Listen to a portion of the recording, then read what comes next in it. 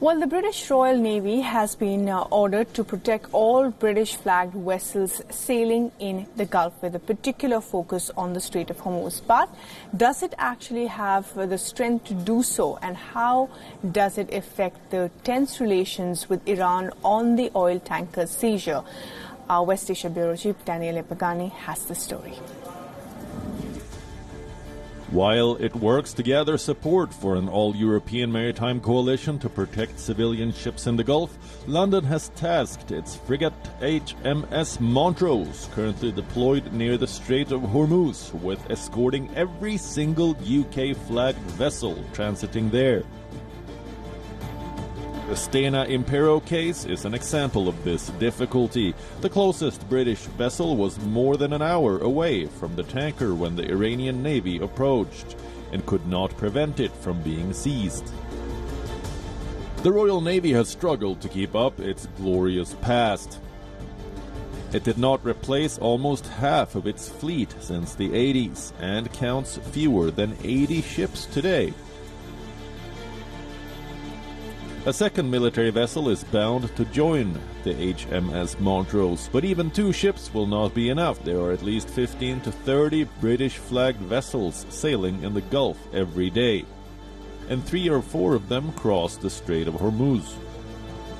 Just escorting a civilian ship might also not be enough to prevent disruptions. If the Royal Navy has no actual authorization to engage in battle, nothing would stop Iran from acting. But this eventuality is unlikely to happen. Tensions between Iran and the UK have run high after the 2 countries seized 2 respective oil tankers. But Tehran and London seem to be more keen to find an acceptable way to de-escalate and normalize the situation.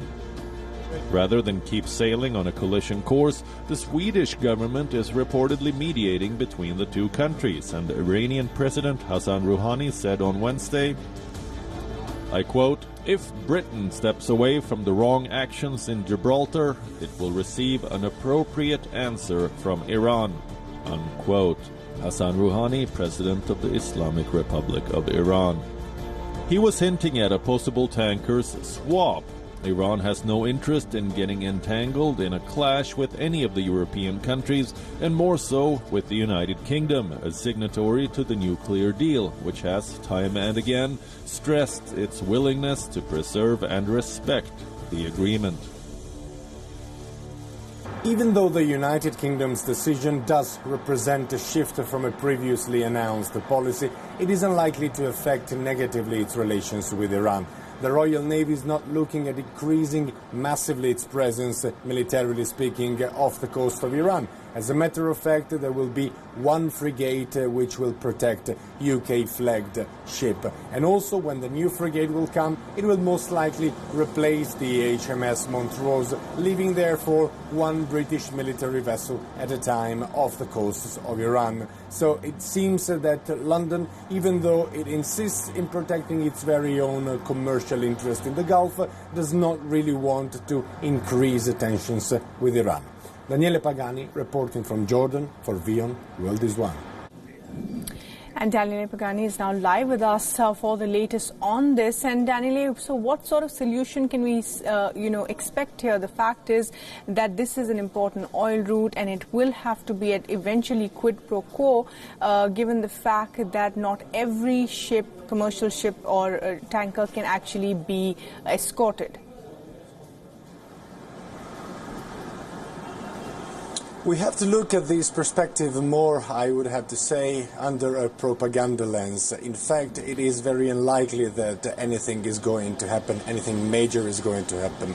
This is the decision from the British government to say that they will protect each and every single vessel is, so to say, the bare minimum they had to do in order to show also to the British people, to the world and to Iran that they are ready to take some sort of action in order to protect their very own interest. But this is, I would say, a facade. As we said in our report, it is very unlikely that the Royal Navy will actually patrol militarily extensively the Strait of Hormuz. So this is just a move to send a message, but in the meanwhile negotiations are going on, and as we have also said, the Iranian president is saying that he is ready to eventually swap the two tankers. So tension is actually diffusing, and I would like also to remind that on Sunday the European signatories of the nuclear deal are meeting in Vienna to discuss a possible way forward and to find a frame within they can save whatever is left of the nuclear deal. So none of the two parties involved right now in this,